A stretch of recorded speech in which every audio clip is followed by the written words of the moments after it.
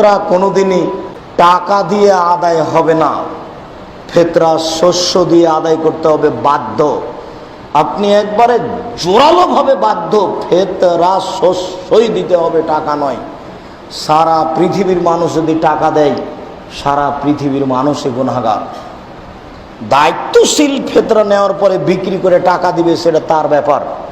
ফিতরা সাধারণত ফকির মিসকিনকে দিতে হবে। রমজান মাসের সদকা মানে জাকাতুল ফিতরা হচ্ছে এক সা। যদি কেউ গম দিয়ে থাকে সেটা গ্রহণ করা হবে, কেউ খেজুর দিলে সেটা গ্রহণ করা হবে, কেউ কিশমিশ দিলেও গ্রহণ করা হবে। এইসব খাবারের কথা হাদিসে বলা হয়েছে। তবে এক কথায় আমরা বুঝতে পারছি এটা হবে খাবার। ভালো হয় যদি শস্যকণা হিসেবে দেন। আর এই প্রশ্নটার ব্যাপারে যদি বলতে হয় যে এখানে টাকা দেওয়া যেতে পারে কি না, এ ব্যাপারে সবাই একমত যে এটা হবে খাবার। অন্য কিছু দিতে পারবেন না, টাকা দিতে পারবেন না, গরিব মানুষকে জামাকাপড় দিতে পারবেন না, অথবা কোনো ফার্নিচার। এমনিতে দান করতে চাইলে আপনি এগুলো দিতে পারেন। তবে যদি জাকাতুল ফিতরা হিসেবে দিতে চান তাহলে খাবার হিসেবেই সেটা দিতে হবে।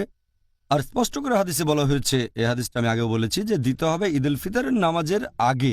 এর কারণ হচ্ছে যাতে গরিব মানুষেরা সেদিন খাবার খেতে পারে। টাকা দিলেও হয়তো অন্যভাবে খরচ হয়ে যাবে, তাই এটা দিতে হবে খাবার হিসেবে, যাতে করে এই বিশেষ দিনে তার পেট ভর্তি থাকে, খাবার নিয়ে কোনো চিন্তা করতে না হয়। তাই সবাই একমত যে জাকাতুল ফিতরা দিতে হবে খাবার হিসেবে।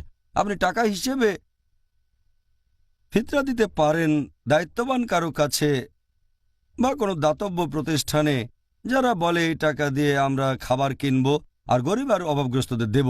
তবে যখন গরিব মানুষ পাবে তখন সে পাবে খাবার হিসেবে। আমি জানি কিছু লোক বলেন জাকাতুল ফিতরা হিসেবে গরিব মানুষকে টাকা দেওয়া যায়, তবে এরকম কথা কোনো হাদিসেই বলা হয়নি। একটা মতামত দিচ্ছেন কোনো হাদিসের ভিত্তি ছাড়া, কোনো সুন্নার ভিত্তি ছাড়া, এটার অনুমতি নেই। আর একটা হাদিস আছে সহিহ বুখারীতে, খণ্ড নম্বর 3, হাদিস নাম্বার 2697। হযরত আয়েশা রাদিয়াল্লাহু আনহা তিনি বলেছেন যে যদি কেউ নতুন কিছু আবিষ্কার করে দ্বীনের ভেতরে, ধর্মের ভেতরে, সেটা বাতিল করতে হবে।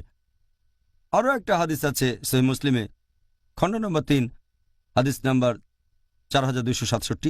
প্রিয় নবী মুহাম্মদ সাল্লাল্লাহু আলাইহি ওয়াসাল্লাম বলেছেন, যদি কেউ ইসলাম ধর্মে নতুন কিছু নিয়ে আসে সেটা বাতিল করতে হবে, তাহলে ধর্মে নতুন কিছু চালু করার কোনো অনুমতি নেই। জাকাতুল ফিতরা দিতে হবে খাবার হিসেবে, সেটাই হাদিসে বলা হয়েছে। টাকা অথবা অন্য কোনো মাধ্যমে দিলে হবে না। সাধারণ সদকা হিসেবে সেগুলো দিতে পারেন, তবে জাকাতুল ফিতরা দিতে হবে খাবার হিসেবে। অনেকে যুক্তি দেখায় যে আমাদের নবীর আমলে টাকা পয়সার খুব একটা প্রচলন ছিল না, তাই জাকাতুল ফিতরা হিসেবে টাকা পয়সা দেয়া হয়নি, তবে এখন দিতে পারি।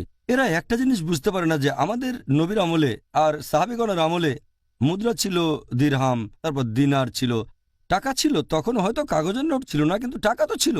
মানুষ তখনও মুদ্রা বিনিময় করত দিরহাম আর দিনার দিয়ে। তাই এই যুক্তিটা পুরোপুরি ভুল। সঠিক নিয়ম হচ্ছে এটা দিতে হবে শুধু খাবার হিসেবে, অন্য কিছু না।